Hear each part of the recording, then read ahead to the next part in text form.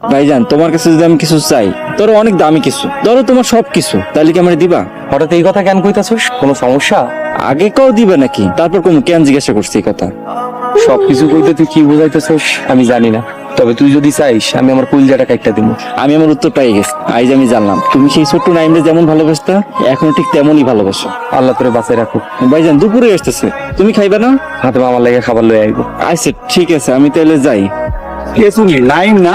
আপনাকে ঠিক চিনতে পারছি না। চিনবা কেমনে বাতে যা? তুমি তো সেই মেট্রিক পরীক্ষা দিয়া এই যে গ্রাম ছাড়ছো, আর তো তোমার আমি দেখতেই পাই নাই। আমি হইলাম এই গ্রামের এই আব্দুল জব্বার মাতব্বরের ছেলে জামাল মাতব্বর।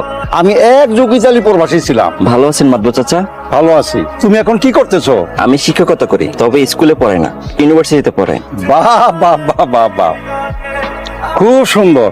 তোমার বড় ভাই নাসির আমাগো খেতে বহুত কষ্ট করে কামলা দিয়া তোমারে লেখাপড়া শিখাইছে। তোমরা দোনো ভাই খুব ভালো মানুষ। চাচা, আমার একটু তাড়া আছে। আরে দোস্ত নাইম, তোর তো চেনাই যায় না, চশমা লাগায় তো পুরো সাহেব হয়ে গেছস। আবার বললাম বিয়া কইরা বউ নিয়ে আইছস, তোর দেখে বুঝতেছস না ওই যে ভাব ধরছে। কি রে তোর কি হইছে? তোরা জীবনে মানুষ হবে না। রাগ করছস? আমি এখন একটু ব্যস্ত আছি, তোদের সাথে আমি পরে কথা বলবো। তোরে এতদিন পরে পাইছি, তোর খালি মুখে আমরা ছাইড়া দিমু। মানে হইলো গিয়া তোর লিয়া বাজারে যামু, উজ্জ্বল মিয়ার মিষ্টান্ন ভান্ডার থেকে তোরে মিষ্টি খাওয়ামু। ছোট বউ নাইম কই? ভাইজান, আমি একটু গ্রাম ঘুরতে গেছে। বাইরে রোদ, আমি হারে কইলাম বাড়িতে আইতে, এখনো আসে নাই। থাক, একটু ঘুরুক না। আমাকে গ্রামে কিন্তু দেখার মতো বহুত কিছু আছে। আচ্ছা, আপনি কি করেন? Job, business? কেন নাইম তোমারে কিছু কয় নাই? নাইম বলছে তো আপনি বিজনেস করেন। আপনাকে দেখে মনে হচ্ছে আপনি রাখাল। নাইম আমারে বড় বানাইতে বানায় গেছে। আমি আসলে চাষাবাদ করি, আগে অন্য কেউ বাড়িতে কামলা দিতাম, এখন নিজের জমিতেই কাম করি। আপনি অন্যের জমিতে কামলা দিতেন? আমি তো কামলা দিয়েই নাইম এত বড় করছি। তুই চুপ কইরা আসছ যে, কিছু কইতাছস না যে? তোরা বল। তা দোস্ত, শুনলাম তুই নাকি বিয়া করছস।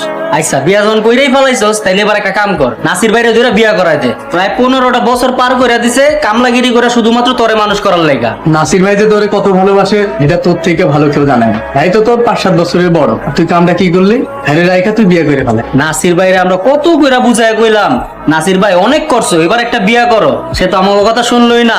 সে আরো কি কইলো জানোস? যতদিন পর্যন্ত তুই নিজে থেকে বিয়া না দিবি, সে বিয়েই করবো না। গ্রামের সবাই কি সব যুক্তি করে করছে? কেন বন্ধু, কোনো সমস্যা?